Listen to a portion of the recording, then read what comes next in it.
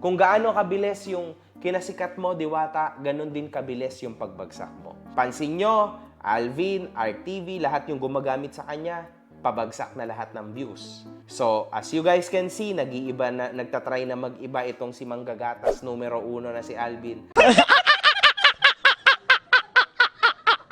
Mga kapenyo, tirahin na natin itong may init na issue ngayon.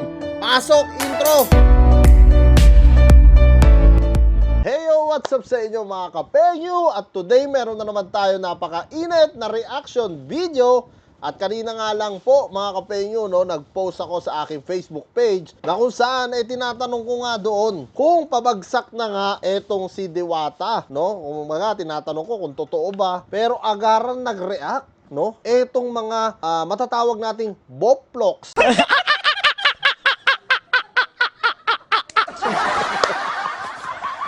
Mga boploks na supporter ni Diwata or ni Nognog TV, ni Alvin TV po.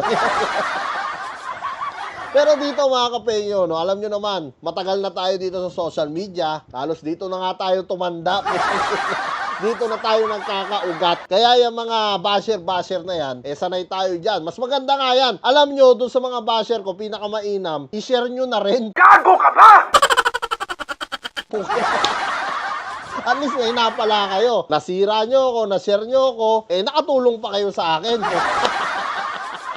At tara mga kapenyo, wag na natin patagalin, no? Eto na nga, si Maagago, no? Na isa sa concern din kay Diwata. Kahit ultimo ako mga kapenyo, concern talaga ako kay Diwata. Kasi syempre naman mga kapenyo, no? Diwata is Diwata, pinaghirapan niya yan. Natural, dapat makuha talaga ni Diwata yung success, no? Hindi yung sisip-sipin ng iba.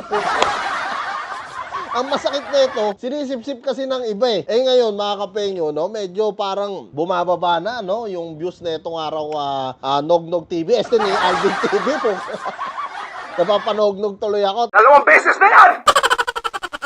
Tara mga kapenyo, wag na natin patagalin at sabay-sabay natin panoorin. Dito kay Maagago, what's up, man? Ang problema, Diwata, it's coming to an end. Ayun, no? Nako, Mapapansin patay. nyo, mga kahombre ko, na yung mga page, nung una sa lahat, yung pinuntarya natin, yung RTV. Tingnan Oo. nyo, ang mga Yan, views yung niya mga- kay Diwata, oo. 12,000. Yan yung mga 6,000 sumisip-sip, one day ago. 16,000 one day ago din. Mhm. 11,000. Isang 400,000 pero... Nako, sobrang konti lang. baba na yan. 80,000. Definitely, mahina na. Mahina Yung na Alvin yan. TV, mahina na rin. Yung upload niya nito, 100 plus thousand lang. Tapos, yung mga 2 days ago, 1.1 million. Then, nung siya naman ulit, kay Diwata ulit ko na ito, 265K na lang. See, yung kay Otlum, ang tagal na nito. April 22 pa, 1 million. Yung pinakamalakas niya last was yung kay Rendon pa, April 20, mga boss, it was 10 days ago, 4 million views. And that's gonna be it. Ito yung sinasabi ko sa inyo, mga kahombre ko. Ito yung sinasabi ko sa iyo, Diwata. It's coming to an end. Yan mga kapenyo, rinig na rinig nyo naman. Kung ano ang sinasabi nga ni MJ dito, no? It's coming to an end. Bakit niya nasasabi to mga kapenyo? Napakarami pong sumali sa Battle of YouTuber noon. Pero kung titignan nyo mga kapenyo, nasaan na? Yung ibang mga sumikat noon at biglaan din nalaos. Ito yung sinasabi ni MG dito kay Diwata kung bakit nga siya concern sa tao na to. Dahil alam naman natin lahat mga kapenyo na galing talaga sa wala etong si Diwata. Katunayan nga, may mga napanood ako sa kanya sa news na sinasabi nga niya 16 or 17 years old na ikipaglabanan na siya sa Maynila para nga makaginhawa din sa buhay. Ngayon 42 years old na siya, saka lamang niya nakuha ang tagumpay. Na kung saan na dapat siya lang talaga ang nakikinabang, pero hindi. Merong mga uod na nakikinabang din. Dumi-dumi mo! Na kung saan, doon din galit na galit etong si Maagago, no? Parang ang ibig sabihin ni Maagago, magbigay naman din kayo sa tao, no? Buti na nga lang gumagawa na ngayon si Diwata ng sarili niyang content na kung saan para at least agaw atensyon kay Diwata mismo manood, no? Wala pong nambabash kay Diwata dahil lahat naman tayo galing sa baba na kung saan umangat tayo ng pare-parehas dahil sa pagsusumikap natin. Kaya dahil dyan talagang sobrang saludo ako kay Diwata. Pero doon sa mga iba, no, na kung saan talagang hindi nga makatarungan yung ginagawa na talagang inaraw-araw Wala naman problema kung mag-ano ka, no, kumuha ka ng video o kuwanan mo yung tao, pero Huwag mo naman sana rin tindihan Gago! o kunatan. Your era is coming to an end now. Mararamdaman mo na rin ngayon na bababa na yung sales mo, Oo. kumukonti na yung pila, nalalaos ka na. It's coming to an end. An end Exactly na, tulad oo. ni Daga, yung nagbebenta ng hotdog. Ay, dati, di ba? oo, Super oo, hype ito yung siya. dating Hindi ko lang hype alam din kung noon. Kamusta na siya ngayon? Sikat na Wala sikat na dito noon. nag-vlog about him. Oo. Wala na. Nakalimutan na ng lahat sino si Kuya Daga. Madami pang mga ganyan na si Dante Gulapa, inuulit Oo, ko si yan Madam pa, Inuts. Dante Nag-check Gulapa, ako kay oo. Madam Inuts this past few days. Napansin ko na wala na. Wala na Bagsak rin. na yung kanyang Bagsak views. na, oo. Nagbebenta na siya ulit exactly like before. That's it. Marami pa dyan, mga influencer. Ako rin. Even ako. Kung papansinin niyo yung YouTube Totoo channel naman ko, yan. that's almost it for me. Hindi na Kasi alam nyo mga kapenyo, bilang experience na lang dito sa pag-YouTube, no? Ako halos 8 taon na ako nag-YouTube din. YouTube, mga kapenyo, ang Facebook, hindi mo masabi ang tao, ang suporta ng tao. Yan yung sinasabi ni MG dito kay Diwata. Minsan nasa baba, minsan nasa taas. Yun yung sinasabi ni MG na naka-jackpot ka na eh. Kumbaga nadakma mo na yung swerte. Kumbaga alam mo nang paangat ka na. Dapat tinuloy-tuloy mo na. Wala ka sinayang kahit isa. Yun yung pinupunto niya dito. Doon sa mga mahikitid ang utak, wala na po tayong magagawa dyan.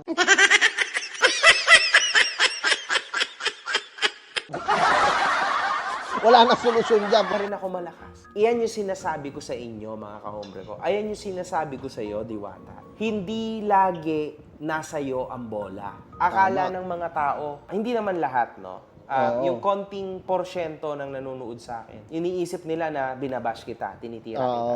No, hindi. Ang ginagawa ko sa iyo is minumulat kita sa katotohanan, realidad Yun, no? sa social media. Eto, exactly. Eto yung sinasabi ko, tingnan mo, numbers are going down. Hindi ka pwedeng lagi kang trending. It's never gonna happen. Walang ganun. Si Jollibee pa lang nakakagawa nun. Hindi possible na trending ka every freaking day. Somewhere down the line, pagsasawaan ka, and it's coming now. Very, very fast. Kung gaano kabilis yung kinasikat mo, Diwata, ganun din kabilis yung pagbagsak mo. Pansin nyo, Alvin, RTV, lahat yung gumagamit sa kanya, pabagsak na lahat ng views. So, as you guys can see, nag-iiba na, nagtatry na mag-iba itong si Manggagatas, numero 1 na si Alvin.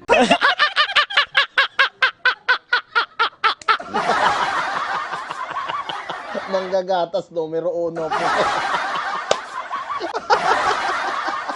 Totoo naman mga kapenyo, no? Real talk po yung sinasabi ni MJ rito. Kahit nga ako, mga kapenyo, bilang isang vlogger, no? Bilang isang matagal na sa social media, hindi mo po maiiwasan talaga na marirealize at maiisip din yan ng mga tao, lalong-lalo na si Diwata.